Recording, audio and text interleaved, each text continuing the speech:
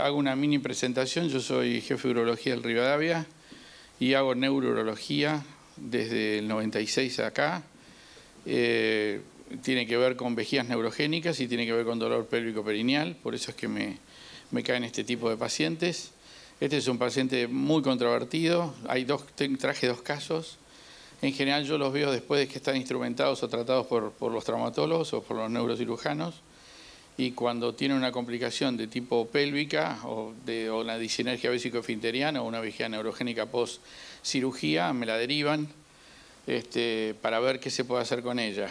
A veces podemos hacer mucho, a veces podemos hacer poco. Esta es una mujer de 59 años. Es un caso que me lo deriva un neurocirujano, sexo femenino, una paciente de IOMA.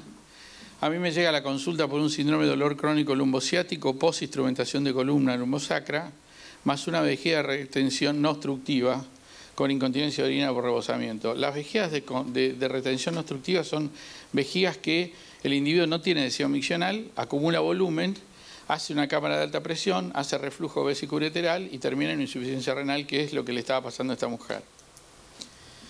El diagnóstico inicial de este caso era una lumbociatalgia de varios años de evolución, con una hernia discal L5-S1 predominantemente izquierda.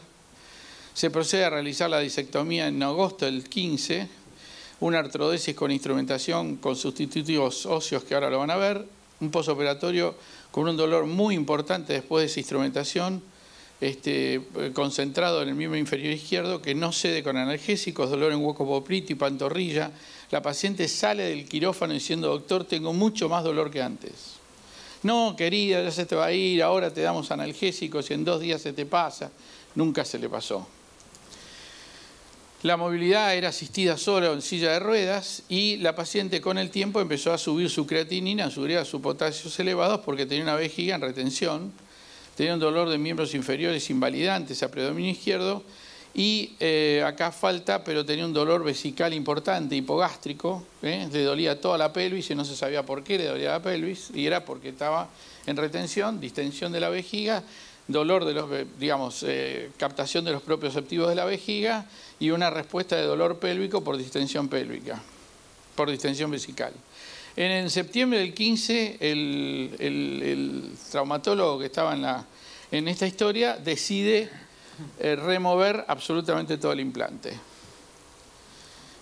Bueno, eso es la resonancia. En realidad, nosotros estuvimos viéndola, en teoría debería estar en este nivel. Esto es un sagital derecho. Yo creo que en la izquierda, la paciente me trajo lo que pudo recolectar del abogado, porque esto está en juicio, y no se ve claramente que hubiera una lesión demasiado significativa que justificara la intervención. Ven que no hay ningún elemento protésico importante del disco como para... Esto es Le hacen una electromiografía perineal y da signos de cronicidad en L5-S1. Preoperatorio. Y la instrumentan. Y le hacen toda esta historieta. Tornillo no le faltaba. Le pusieron para que tenga un rato largo. Para lograr la estabilidad de esa presunta hernia de disco lumbosacra.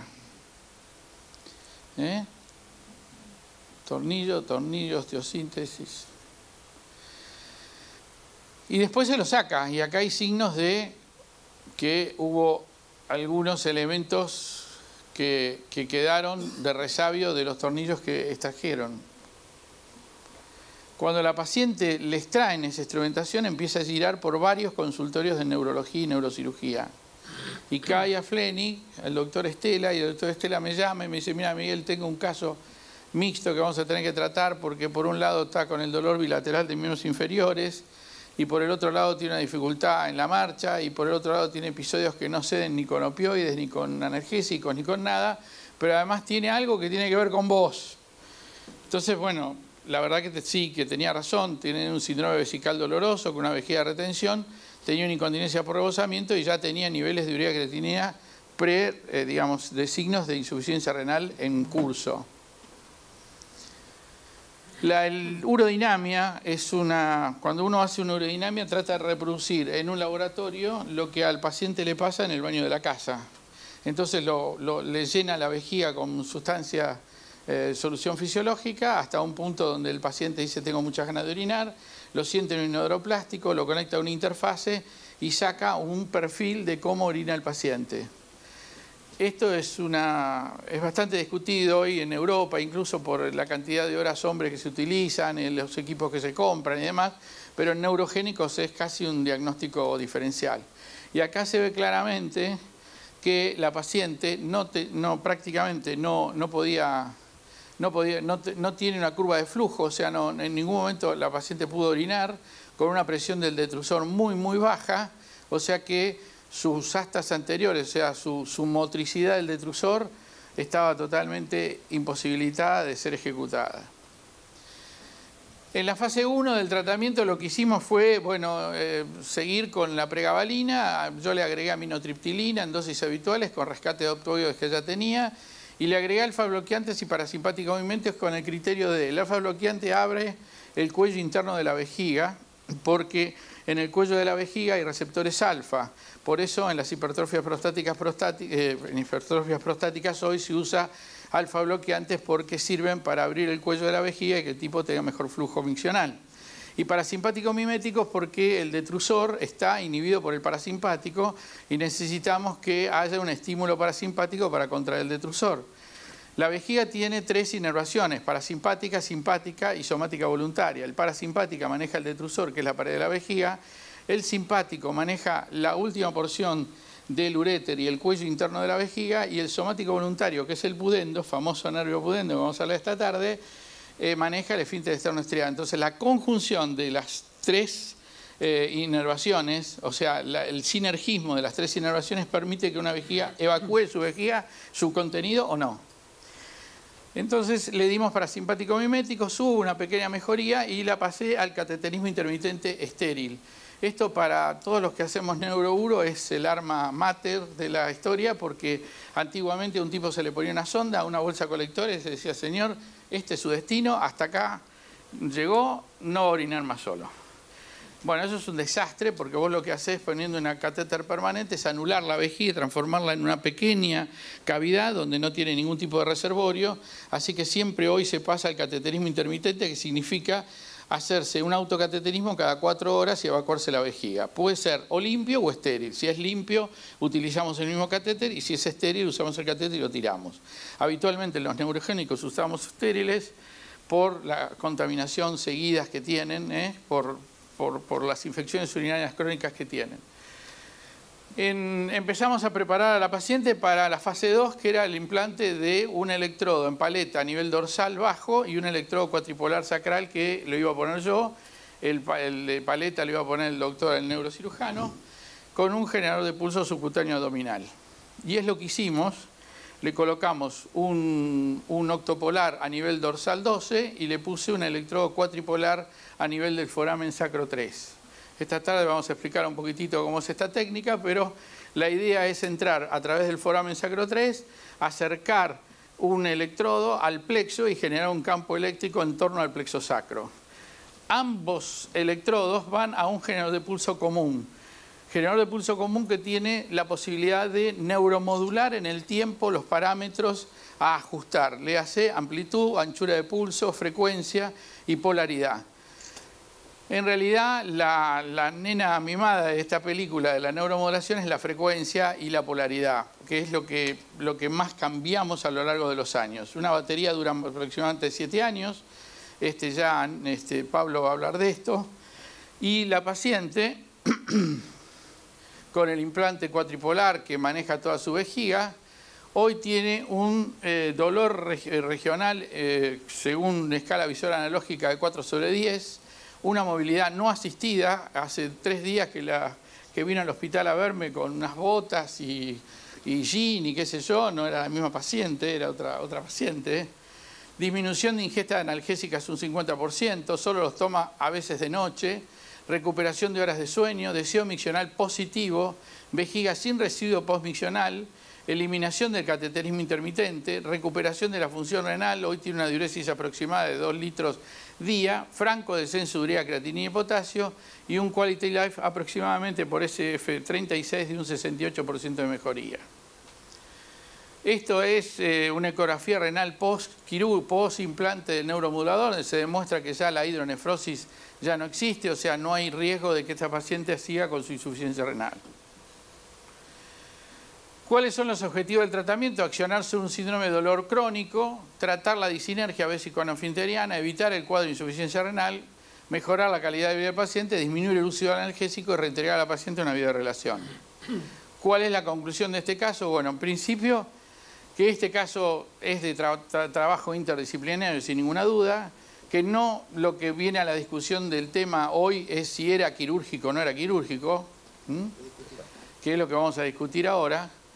El aporte de una nueva tecnología que la aporta la neurología en este tipo de casos, que está bastante disociado con la técnica traumatológica o con las prácticas traumatológicas habituales, donde gente de mi hospital dice, uy, vos haces esto, y lo hago hace un montón de años, y me conocen hasta los gatos, porque hace 40 años que estoy en el hospital, así que no es porque no me conozcan. Y obviamente esta técnica tiene, además de ser mínimamente invasiva, tiene una gran cualidad y es el dinamismo. O sea, no hay otra historia en la medicina que permita manejar dinámicamente a un paciente a lo largo de 10 años. Porque yo, si le saco una vejiga y la transformo en una vejiga ileal, la vejiga no la puedo volver a pegar. Si le saco la próstata en una prostatectomía radical, es una alteración anatómica irreversible. En cambio, esto lo vamos manejando telemétricamente, ya lo voy a explicar esta tarde, a lo largo de 6, 7, 8, 9 años, con realmente muy buena evolución del paciente y muy buena dinámica de la terapia, porque no es una cosa estática, también se puede cambiar la batería, se puede recambiar la batería, que son los nuevos aportes que la tecnología nos aporta hoy. Bueno, es un tema bastante interesante. Este es el caso en sí. Una de las discusiones que tuvimos anoche con Pablo, si era quirúrgica o no era quirúrgica.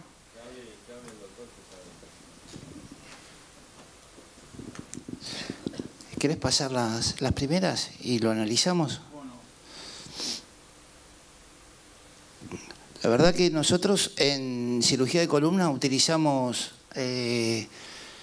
criterios absolutos y relativos. Ian McNabb en 1982, ya muchos años atrás, describió algunos criterios selectivos para poder decidir qué paciente debe ser operado y quién no. Este paciente no tenía más que un dolor crónico lumbar, seguramente mal interpretado. No sé, las facetas articulares parecían hipertróficas, sobre todo en el corte. ¿Tenés un puntero?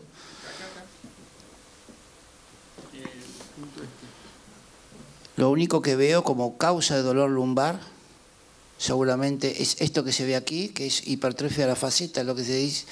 Nosotros utilizamos una clasificación que es la de Bastrup, que es una clasificación radiológica en base a la hipertrofia del contenido, la presencia o no de líquido dentro de la faceta articular. Seguramente esto es un síndrome facetario del libro, acá también se ve hipertrófico. Hay músculos multifidus que están aparentemente atróficos, ¿no? Parecería que hubiera acá una señal, acá no tanto, pero en los más bajos sí se ve reemplazo de tejido graso, aquí, aquí, y seguramente esto habla de un dolor lumbar crónico. Para poder tomar en cuenta si un paciente con dolor lumbar crónico debe ser operado, me parece esto una locura. Es decir, yo jamás operaría un caso de este tipo, pero de todas maneras vamos a ser pesimistas y vamos a pensar que es necesario un tratamiento quirúrgico. Las artrodesis para un dolor facetario, la verdad que no tienen indicación. Se pueden hacer otras cosas además antes, bloqueos selectivos, radiofrecuencia con denervación facetaria, lo que ustedes ya saben, que saben más que nosotros. Y no cumplían ningún tipo de los criterios de McNabb. Los absolutos son déficit neurológico instalado con una ciática deficitaria, un síndrome de caudequina. Entonces es como que no tenía ningún tipo de eso. El síndrome de caudequina lo tuvo después, evidentemente. Claro, después de la movilización instrumental. Exactamente. Y yo me anoté acá, el cirujano, ¿por qué esperó un mes como para poder? Una de las cosas que nosotros... Porque intentó remover la instrumentación y tuvo que ¿Para qué? suspender la cirugía Claro. porque la mujer sangró mucho Claro. y se le hipotensó y entonces suspendió el procedimiento y lo volvió a recitar a los 15 días y ahí le sacó todo. Neurológico es la urgencia.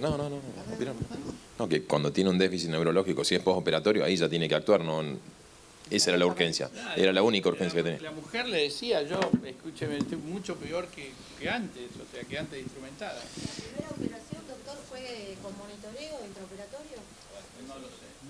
Estas cirugías no necesitan. No necesitan. Estas cirugías no se hacen con monitoreo habitualmente, porque son cirugías muy cortitas por debajo del plexo. Yo... Para.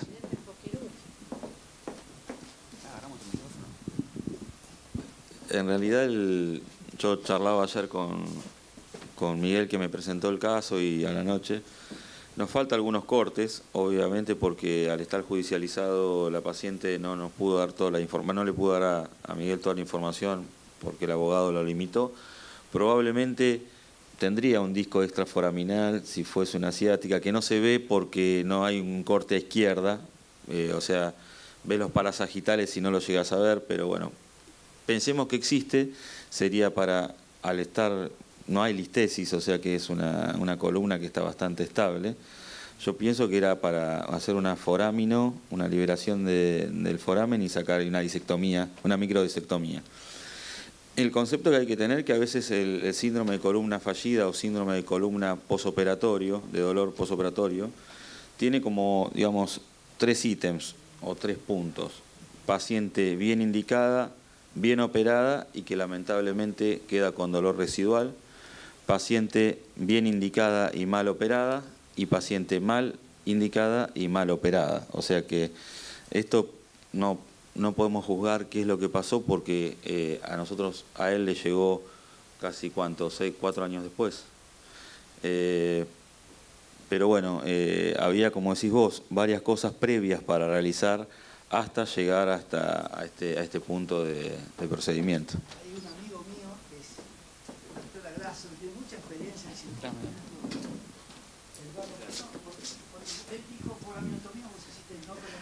No, es que la verdad que no le veo nada. Yo llegué un poco más tarde, pero escuché gran parte de la charla del doctor.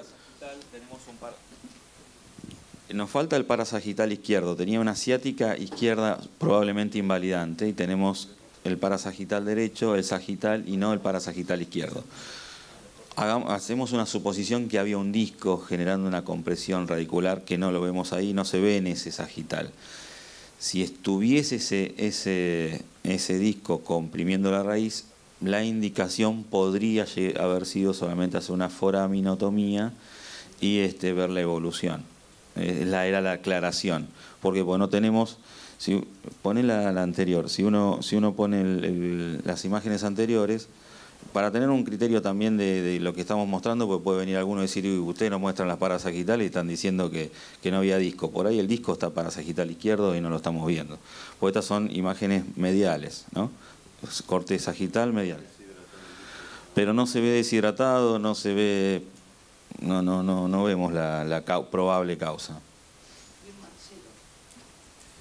Sí, nosotros tenemos este tipo de pacientes a full. Y la verdad son los pacientes que queremos que no nos consulten ni seguirlo, ¿no?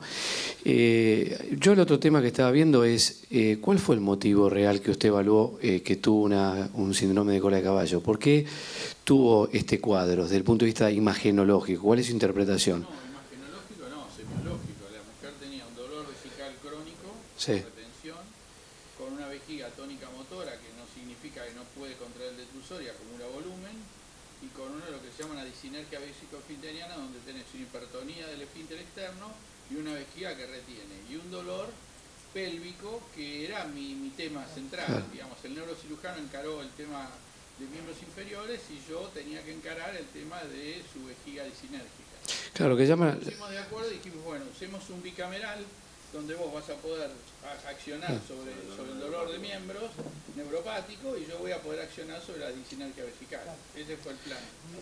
Pero parece como que el cuadro fuera más un tipo de disautonomía que alguna cuestión relacionada a algo imagenológico, porque nosotros siempre encontramos un correlato. Nosotros que operamos columna lumbar en varios niveles, que a veces uno ve en los conductos estrechos, severos, con pacientes ya comprometidos neurológicamente en el preoperatorio, usted ve imágenes posoperatorias que a veces puede estar en relación al desenlace clínico que tuvo la paciente. En este caso, me impresiona más algo disautonómico, ¿no? No algo relacionado a un tema de imagen. O sea, no vi esa... Exacto, exacto.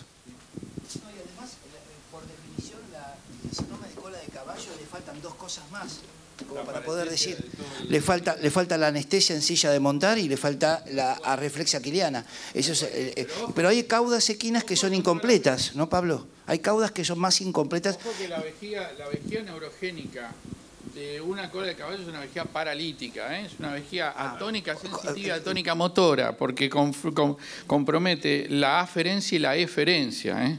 Que son en general los cuadros de meningiomas o meningiomas operados o epidenomas operados, que se aborda el plexo sacro y me queda una vejiga paralítica crónica, que se llama... toda vejiga neurogénica arranca como paralítica durante 6 meses, después define su situación definitiva y queda en autonómica, como dice acá el doctor, o queda en una tónica motora, una tónica sensitiva, dependiendo qué está más afectado, si la aferencia o la eferencia. Perfecto, pero por definición los casos, y el doctor Agrasso es perito, así que me van a saber entender. Si yo llego a este caso a mi consultorio y tengo que tratar de tomar una conducta de decir, bueno, la causa primordial de esta vejiga neurogénica o de esta vejiga de disidencia, yo tengo que pensar en el origen vascular. No hay un origen traumático o un origen de otra causa. O vos interpretaste que esto puede llegar a tener relación con otra cosa.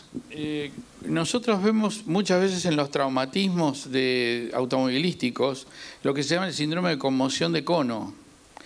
Que no son lesiones anatómicas del cono, sino que es una disfunción del cono. Es como que el cono queda defuncionalizado y no responde ni las aferencias ni las eferencias por una inhibición de tipo funcional. Y vos decís, pero este tipo no tiene una lesión conal. Y sin embargo, tiene una disfunción conal y no va ni para atrás ni para adelante, ni tiene aferencia, ni tiene deseo miccional, ni tiene posibilidad de micción espontánea. ¿Sabes por qué te lo digo? Olvídate del cirujano, quién fue el cirujano, la verdad, pobre, ¿no? Porque bancarte eso... No sé tampoco. Bueno, no importa quién es, no hay que preguntar, pero lo que digo es, si es de origen vascular, el tipo, ¿qué culpa tiene en esto? Si procedió desde el punto de vista en cuanto a una falla diagnóstica y demás, es otro tema. Pero esto lo vemos todos los días y gracias a Dios no es frecuente, ese es el otro tema. Nosotros tuvimos un caso en el Instituto Dupuytren hace aproximadamente 2 meses que la paciente se despertó, no movía la pierna. Yo creo que te lo conté, Pablo. No movía la pierna. Era una simulación. La paciente no aceptó hacerse un electromiograma. La operó Gustavo, Eduardo. Y la paciente hizo un cuadro conversivo con una alteración de la función vesical también. Le dieron tanta cantidad de opioides en el postoperatorio inmediato que le generó seguramente una alteración de la función vesical. Y eso ayudó de alguna manera a iniciar el intento de demanda. Bueno, la paciente recuperó, fue reexplorada inmediatamente. Y es otra de las cosas, cuando nosotros vemos un paciente que operamos y que el paciente se queja de dolor, se le pide a la instrumentadora de la casa de cirugía ortopédica que no mueva las cajas. Vos las cajas no las tocas hasta que la paciente no mueva los pies. En este caso particular, la paciente evidentemente se quejó de dolor. Yo veo muchos pacientes que luego del acto operatorio se quejan de dolor. Tenés que tomar una conducta y tomar una decisión y decir, bueno, mira, ¿qué hago? El dolor era un VAS 10, una escala 10/10, y entró con un VAS, supongamos 2, gracias al tratamiento preoperatorio. No es normal, y sobre todo si el dolor es de origen radicular, que sigue un parámetro dermatómico. Me da la sensación de que tenés que actuar. Eso es otra de las cosas por la cual, si es demandado, se le puede obligar a pensar en que hubo algún tipo de conducta alterada, ¿no? lo dilató demasiado. Y después otra cosa, si la paciente tiene una caudequina o como quieran llamarla, ¿por qué le sacó el implante a los 30 días? O sea, ¿con qué objetivo? ¿Yo por qué sacaría un implante? Para sacar el dolor axial, ¿era un dolor axial o un dolor radicular? Dolor radicular. El dolor radicular, bueno. Además ya se le había complicado con esta vejiga que no funcionaba y con ese dolor pélvico que él no supo interpretar, ¿no? Vamos al segundo. ¿Alguna pregunta más? Verónica. No, me llama la atención que haya tardado tanto tiempo en llegar al doctor Salmón. Tardan. Una vejiga neurogénica, que tuviera sin cateterismo previo. Tenemos el otro caso, el tesoro. Que sea usted que le ponga el cateterismo en una paciente con una vejiga francamente neurogénica, es raro. Son pacientes que nosotros tenemos una casuística de que el paciente tarda entre 4 y 6 años en encontrar al especialista en este tema. No, yo entiendo los 6 años para el tema de dolor pélvico. Eso lo puedo entender porque son pocos especialistas, es algo muy específico. No entiendo llegar a una insuficiencia renal casi aguda. Eso es lo que no entiendo. Eso es un maltrato también al paciente en el medio. Sí, seguro. Tendría que haber estado el tratamiento base de vejiga neurogénica. Es que nunca lo pensaron. No lo tuvieron dentro de la posibilidad de que la mujer estuviera haciendo, pensaron en una vejiga aguda por la cirugía, que tenía una incontinencia de orina y que había quedado así, como si fuera una vejiga hiperactiva, y nunca pensaron que la mujer estaba en retención. Hasta que empezaron a sacar análisis clínicos, vieron que la urea, la creatinina y el potasio subía, y subía, y que la mujer tenía otro diagnóstico, que no era exactamente el que ellos habían pensado. Este es un paciente de 37 años, de tucumano. Él vive en Salta, yo lo operé en Córdoba. Mirá todo el periplo que hicimos. Este chico es un vendedor de productos en el norte y tuvo un traumatismo en una caída de 9 metros en un hueco de un ascensor en junio del 2014. Hace una lesión de D12 con una contusión lumbosacra muy importante. Ya van a ver la pelvis totalmente rotada, con una fisura pélvica y coxal. Es instrumentado quirúrgicamente el 24 del 6, o sea, a pocos días del traumatismo. Se interna en un hospital privado de Ciudad de Buenos Aires. Está 90 días por contaminación de la herida, sin compromiso de la prótesis. De ahí lo llevan a un instituto de rehabilitación también en Cava durante 90 días. Ingresa al instituto de rehabilitación en silla de rueda, con imposibilidad de bipedestación y marcha. Cateterismo permanente vesical. No tiene deseo miccional en ningún momento después de todo este traumatismo, con micción y defecación espontáneas abolidas. O sea, estaba en una vejiga neurogénica paralítica. Ay, perdón. La lesión está acá. ¿Sí? Acá hay una rotación clara de la pelvis, tal es así que cuando vean el electrodo que pongo de este lado lo van a ver desplazado hacia allá y tienen una lesión coxal. Lo instrumentan, le ponen un suplemento de la vértebra lesionada y lo inmovilizan.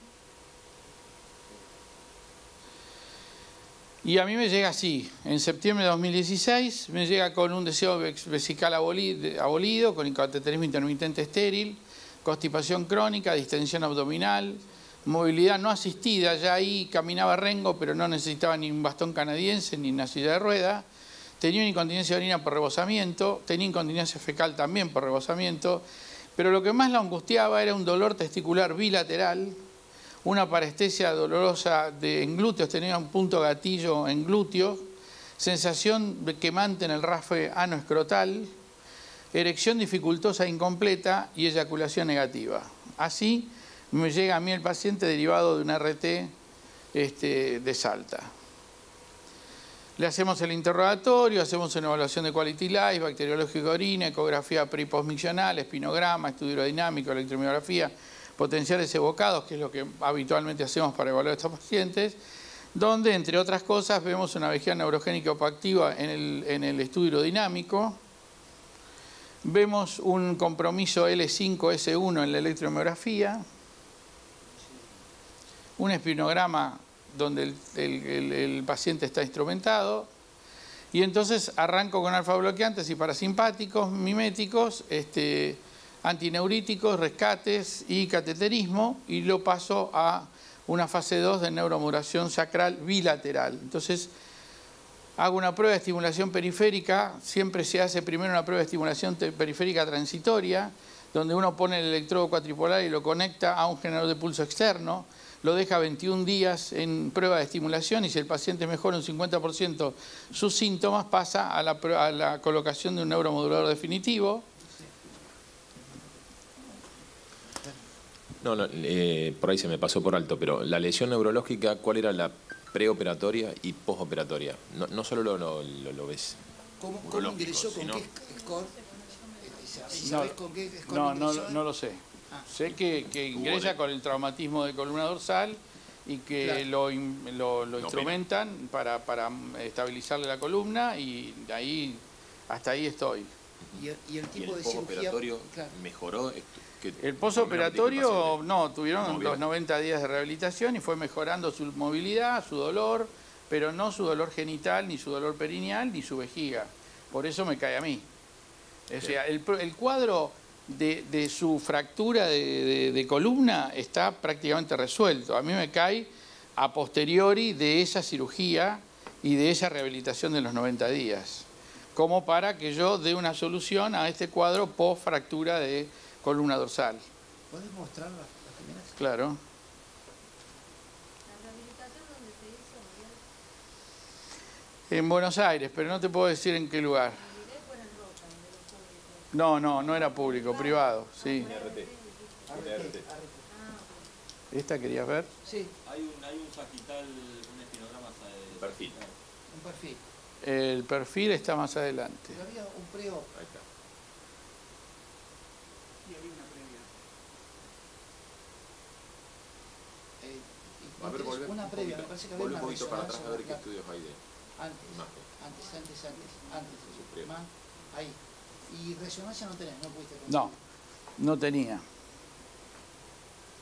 Edgardo, parece una lesión tipo C, ¿no? Ahí, dale. No sabemos la neurología previa. Ese es el otro tema. El otro tema también es cuando empieza en fase... Claro. Lo que pasa es que el paciente, al no conocer la neurología previa y no tener imágenes después, porque tenemos un espinograma, tiene resonancia magnética, porque acá el tema es, antes de empezar la fase, no se evalúa hacer una resonancia, porque el paciente quedó con una neurología que a priori uno no sabe interpretar si es pre-op y si en el post-op, antes de empezar, queda algún cuadro compresivo acá. Porque obviamente nosotros lo que vemos es la corrección mecánica de la lesión, pero no tenemos imágenes como para evaluar si hay un completo, porque tal vez hay algún elemento compresivo que quedó con este daño y uno desde el punto de vista quirúrgico puede colaborar. Esa es la consulta. ¿No le hacen una resonancia? No, hacer una resonancia para constatar cómo está el cuadro de compresivo antes de empezar este tratamiento. O sea, lo que yo haría... Y ustedes no lo hacen previamente, porque acá, al haber un cuadro incompleto, uno plantearía que puede haber algo desde el punto de vista quirúrgico a corregir. Ese sería el tema, antes de empezar con el tratamiento. No sé qué pensás, Pablo.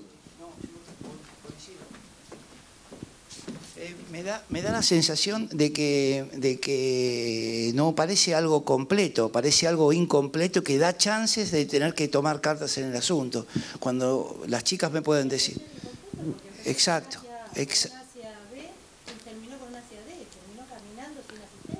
Sí, es incompleto, claro.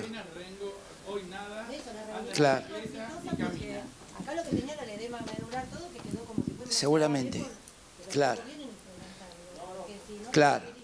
Es que transformas un paciente neurológico en un paciente neurológico e inestable. Por eso la necesidad del doble abordaje. Esa jaula que tiene colocada, esa jaula está colocada por vía anterior a través de una vía por toracotomía, y seguramente, y la instrumentación con los sistemas de ganchos para evitar el pull-out, seguramente lo hicieron para poder mejorar, puede ser el perfil, que está bárbaro. La verdad que no hay nada que decir con respecto a la instrumentación, ¿no? Está muy bien. Diferente al anterior, en este caso, que es diferente al anterior, no estamos discutiendo la indicación quirúrgica.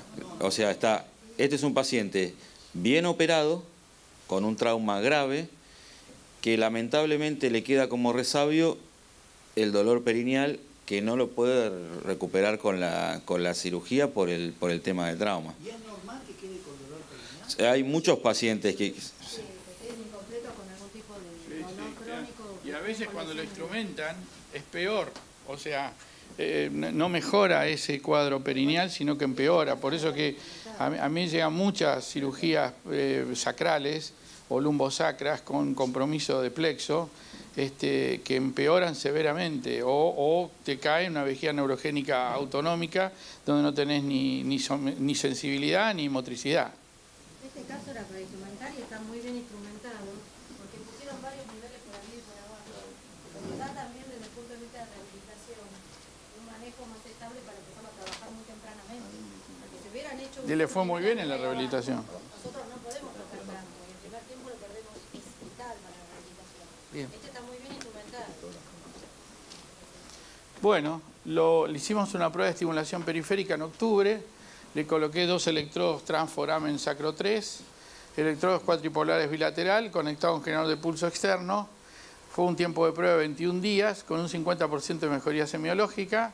En noviembre, 17 de noviembre, le puse el generador de pulso bicameral, subcutáneo abdominal, con seguimientos de diario de eventos y de micción, y con control telemétrico cada 30 días. Aquí está la colocación del electrodo por el foramen, y aquí están los 2 electrodos colocados a nivel del foramen sacro 3, y aquí tenemos los 2 electrodos y el generador de pulso bicameral. ¿Qué significa? ¿Por qué se utiliza un generador de pulso bicameral? Porque en dolor perineal uno necesita mucha frecuencia y en general amplitudes muy altas. Y si pones un unicameral te quedas sin batería a los 3-4 años. Entonces necesitas un equipo mucho más potente para poder sostener una frecuencia y una anchura de una amplitud lo suficientemente amplia para que el paciente se le vaya el dolor. Esa es la explicación. ¿Es un electrodo que se utiliza exclusivamente para manejo del dolor o también No, para la se función utiliza vesical? para función vesical y yo lo adapté para el dolor. ¿Y vos lo adaptaste para el dolor? Claro. Ah, bueno. Y le tengo una pregunta, disculpe, ¿puedo hacer una pregunta? Disculpe mi ignorancia en tema, pero ¿esto se interpreta como una secuela permanente? ¿Cuánto tiempo lleva el paciente de...? Sí, ya tenía un año. Bien, con este tema. y con este tratamiento. Por eso me lo deriva a la RT, porque ya Bien, había bien. hecho varias consultas, y en el UDAONDO, que también hacen funcional, le habían propuesto un tratamiento similar para la incontinencia fecal que tenía el paciente y la retención crónica por su constipación crónica. Bien, y esto se lo interpreta entonces como una lesión definitiva, permanente y irreversible, no va a recuperar nada con este estimulador y con esto. Y ahora vamos a ver lo que recuperó. Ahora viene el final de la película, pero es bueno el final de la película. En el diario de evento, el número de emisiones espontáneas es lo que, digamos, la forma de controlar esto es con diario de eventos, donde yo pido que me hagan un libro o un cuaderno de emisiones espontáneas en el día, el volumen extraído por cateterismo, en el sentido de que cuanto más micciones espontáneas tienen y menos cateterismo en su volumen hay, es porque cada vez predomina más la micción espontánea y deja de ser importante el cateterismo intermitente. Catarsis positiva y su frecuencia, episodios de dolor, duración e intensidad, permanencia de puntos de gatillos, tipo que se sentaba en el consultorio y ya se tenía que parar porque tenía un punto glúteo gatillo que le generaba todo ese dolor perineal y esa sensación de disestesia en el rafe anoescrotal, y entonces sentía como que le quemaba el rafe y no podía estar sentado. Yo tengo muchos pacientes que hacen la consulta así caminando. Me dicen, yo no me puedo sentar, a mí no me pida que me siente. No se siente, camine. Porque el tipo no se puede sentar del dolor, porque tiene un dolor perineal por irritación en general del nervio pudendo. Hacen una neuropatía pudenda. Otra de las cosas que pregunto es la necesidad de ingesta de analgésicos, posibilidad de descanso nocturno y un VAS de calidad de vida. Bueno, a marzo del 2017, este paciente tiene un franco deseo miccional, recuperó el deseo miccional con 400 centímetros cúbicos intravesical. Tiene 2 o 3 micciones, en general tiene 2 micciones, porque el tipo está tan acostumbrado al cateterismo que no quiere perder tiempo en tratar de miccionar. Que eso es una de las cosas que me pasan con estos pacientes. O sea, cuando se acostumbran mucho al speed cat y al autocateterismo, el tipo dice, no, ¿para qué voy a perder tiempo sentado en el inodoro tratando de dormir? Y yo jodo con esto porque es fundamental. Bueno, estoy trabajando eso. La defecación es periódica cada 24 o 48 horas. La desaparición de la continencia es total. Tiene algún episodio de incontinencia fecal cuando hace algún desarreglo alimentario. Desapareció la hiperestesia perineal, desapareció el dolor testicular y glúteo. Yo le pregunto cada vez que lo veo una vez por mes, que lo mandan en avión a mi consultorio, le digo, ¿qué te pasa? ¿Estás con dolor? El dolor no existe más. Erección efectiva asistida por vasoactivos, con un vasoactivo por boca va perfectamente. Y una de las cosas que recuperó, que lo tiene bastante contento, es la eyaculación. La eyaculación tiene mucho que ver con el simpático y ahí debe tener que ver la estimulación y el comportamiento del plexo simpático, de los componentes simpáticos sobre el elemento eyaculatorio. ¿Qué tipo de vasoactivo para la erección? ¿Talafilo o sildenafil? Yo en general trabajo mucho con el talafilo, en dosis muy bajas mensuales. O sea, le doy 5 miligramos todos los días, 30 días, y no utilizo los de los 20 o 25 o 50 miligramos por episodio.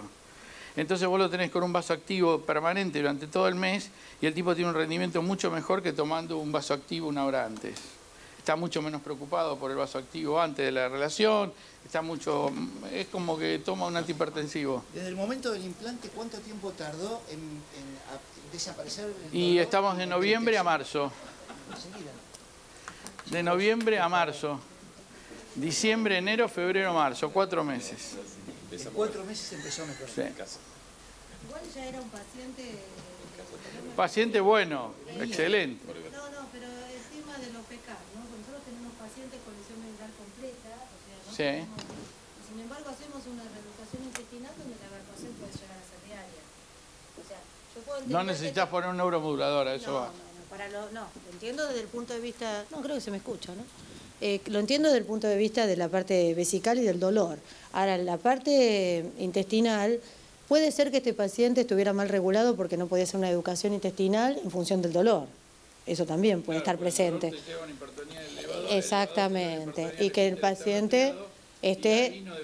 Y ahí se nos hace un círculo vicioso, porque aparte se va generando bolos, donde el bolo genera irritación local y eso más sobre el pudendo. Este hombre en consulta y bueno, la gente de Ludondo que sea funcional le dijo, y habría que probar con un neuromodulador, porque ya con las enemas, los enemoles, la cambio. Por eso, entiendo que aparte se había generado un círculo vicioso, pero... El dolor los tenía muy preocupados. Este paciente... ¿Qué hacer con el dolor? Claro, pero a veces son cuestiones para también trabajarlas desde el área de salud mental con cognitivo-conductual, porque... El implante se separó. Porque antes no eyaculaba y ahora sí. Antes tenía la mujer que lo seguía sosteniendo. Él dice que la pareja se desgastó mucho en este periodo. Y probablemente. A mí me ha pasado de haber operado pacientes con una paraparesia severa y que fueron recuperando. Al principio venían con la esposa y luego con la enfermera, ¿no? Sí, tal cual. A marzo 2017 la mejoría global porcentual es un 79%. Se podría decir que cuando logró buen sostén de tronco se separó. Entonces que cuando yo le fui a implantar en el Allende, la mujer estaba con una actitud mal, agresiva, ¿no? Como de mucha desconfianza. Entonces, antes de hacer el procedimiento yo los reuní a los dos porque yo tengo un concepto, yo hace 40 años que hago cirugía, así que yo tengo una cosa bastante clara. Si el tipo no se quiere operar, yo levanto la mesa y ahí se termina la cirugía. Y entonces, cuando la veo a ella tan agresiva, le digo, ¿cuál es tu duda? Porque si hay dudas no hacemos nada. No, pero doctor, usted ya vino de Buenos Aires, yo me tomo el avión de vuelta a Buenos Aires y a mí no se me va a caer ningún anillo. ¿Qué quieres hacer? Y entonces tuve que quedarme como un rato explicando cómo iba a ser el procedimiento, o sea, ya el bolón que venía de antes. Y cuando el tipo mejoró, se ve que tiró las cartas por la ventana y dijo, claro, bueno, esto se terminó y bueno. ¿Querés hacer una consultita? Sí. Cuando pasan, por ejemplo, estos 3 o 4 años con el neuroestimulador colocado y demás, y pasan estos episodios de quizás deja de funcionar o hay que recambiar batería, ¿se ve alguna recuperación funcional espontánea del paciente? Sí, sí. Sí. O sea, que no vuelve a... Yo he tenido que sacar baterías porque no se le cubre el prepago o la obra social y el paciente mantiene todo lo que recuperó hasta ese momento. No es que vuelve a punto cero. Te quiero hacer una pregunta sobre eso. Te quiero hacer una consulta. La batería puesta es ideal, pero a veces te pasa Sí. que no. Digamos, nosotros tenemos, todos nuestros pacientes tienen vejiga e intestino neurogénico, todos, y muchos tienen dolor. Digamos, ¿cuáles son los criterios de indicación de un neuromodulador en estos pacientes? Digamos, porque parecería que uno le coloca y el paciente... esa es mi pregunta. O sea, ¿cuáles son los criterios de indicación de un neuromodulador? Mira, primero tiene que haber pasado por lo menos entre 6 meses y 1 año del punto de partida. No hay ninguna vejiga neurogénica que se defina antes de los 6 meses. Segundo, tiene que haber pasado por toda la línea de analgésicos de todas las formas posibles. Yo, en realidad, me llega, hoy después a la tarde lo voy a comentar, me llega gente que ya fue bloqueada, que ya se le hizo radiofrecuencia, que ya se le hizo todo lo que se puede hacer habitualmente. Por lo cual, el neuromodulador siempre es el último recurso. Ahora, en el medio, yo hace muchos años utilizo lo que se llama una neuroestimulación percutánea tibial, que es colocar una aguja a nivel del nervio tibial retromalleolar y despolarizar el nervio tibial. Con esto despolarizás el plexo sacro y con esto cambiás la influencia sobre los efectores porque cambia un circuito de interrelación de Golgi 1, Golgi 2 de las neuronas de interrelación entre lo que es parasimpático y lo que es ONUF, lo que es motor anterior. ¿Podés explicarlo de vuelta despacito? Bueno. Está buenísimo. Por eso te digo que nunca lo había escuchado. ¿Vos lo escuchaste una vez, Ricardo? Estoy sorprendido. Bueno. Somos traumatólogos. Bueno, la historia es así. Hay un equipo que se llama Urgent PC, que está inventada en Estados Unidos, que salió por FDA para vejigas hiperactivas. Yo tengo un consultorio de neurología donde veo vejigas neurogénicas en el servicio, en el consultorio. Entonces lo empecé a usar para vejigas hiperactivas, lo que significa una tipa que se orina permanentemente encima, que tiene un síndrome de urgencia frecuencia y que nunca llega al baño. Y que usa 7, 8, 9 pañales por día y está con los pelos así agarrados de la... Bueno. Cuando vi que realmente me iba muy bien con las hiperactividades, dije, ¿por qué no usarlos en dolor? Porque si yo despolarizo un nervio periférico, este nervio periférico que es dependencia del plexo central, sacral, despolarizo el sacral y al despolarizar el sacral, la información que entra en el cono hace que ese reflejo de ida y vuelta aferente-eferente se interrumpa, el dolor tendría que empezar a ceder. Como un reset, hacer un reset. Claro, es como que vos interrumpís ese estímulo de tipo permanente y frecuente por un estímulo de tipo cuadrilátero, ¿no? Donde empieza a haber periodos de no dolor. Y el tipo, después de la 6ª, 7ª sesión, me viene con el diario de eventos, mira, tuve 2 horas sin dolor, o pude manejar 1 hora, o estuve viendo televisión 3 horas, cosa que no me pasaba hacía 10 años. Y entonces lo empecé a utilizar como un procedimiento intermedio a la neuromodulación, que es mucho más cara, porque esto es mucho más barato, y lo hago en el consultorio, 1 vez por semana durante 24 semanas. Yo utilizo una aguja, esta tarde les voy a mostrar una foto, utilizo una aguja que la coloco detrás del malleolo a un generador de pulso externo. Lo dejo 30 minutos al tipo despolarizándolo y a la semana siguiente lo vuelvo a recibir, Los primeros periodos son 12 semanas, que ahí ya tengo un cambio del diario de eventos, y después, como dicen los españoles, destetizo, o sea, lo prolongo cada 15 días. O sea, en lugar de hacerlo semanal, lo hago cada 15. Y tengo muy buenos resultados. Cuando yo tengo muy buenos resultados con tibial, cuando yo tengo una paciente muy lejana, por ejemplo Tucumán, San Pedro, qué sé yo, ya no le hago una prueba de estimulación transitoria al paciente para poner un neuromodulador, sino que voy al neuromodulador directamente en el implante porque ya la prueba de estimulación transitoria la logré con el tibial. Y a veces con tibial solo se termina el tratamiento. Porque el paciente logra una mejoría tal de un 60 o 67% y el tipo me dice, mira, la verdad que así estoy bien, hasta acá llegó, mirá que hay esta opción. No, cualquier cosa te aviso. Y se van. ¿Y cómo valorás que el paciente va mejorando? Con el diario de eventos, lo que escribe en el cuaderno. Es la calidad de vida.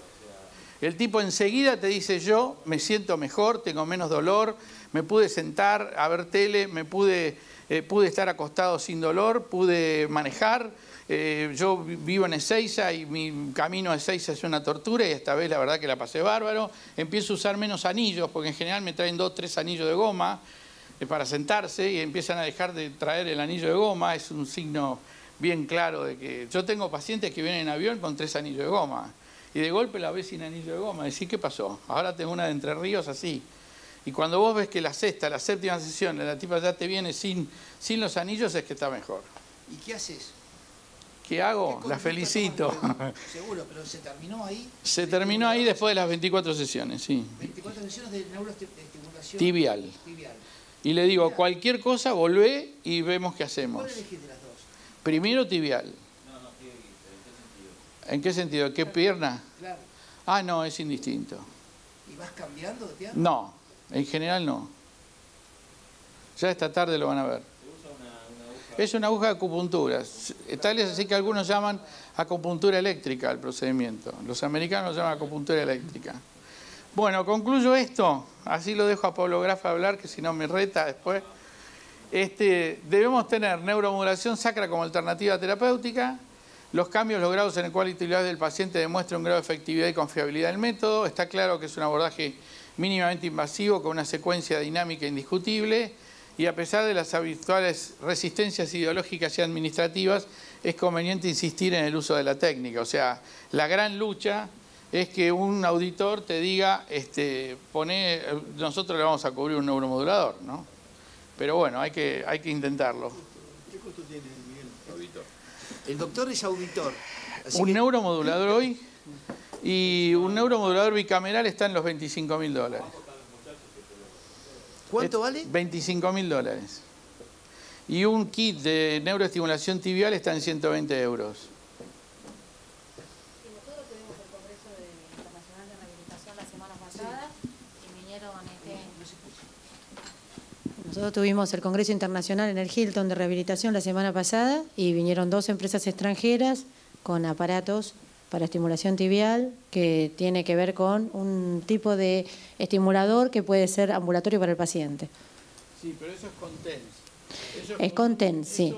Eso compite con la aguja. Yo siempre trabajé con aguja, pero hay equipos de TENS que es con autoadhesivo en el maleolo. Entonces el paciente se lo coloca y lo pone en el bolsillo. Baratísimos, pero la verdad que efectivamente no es lo mismo. No. Pero es una alternativa que tenemos en un país como este, donde sacar un neuromodulador, una obra social o un prepago es una dura historia.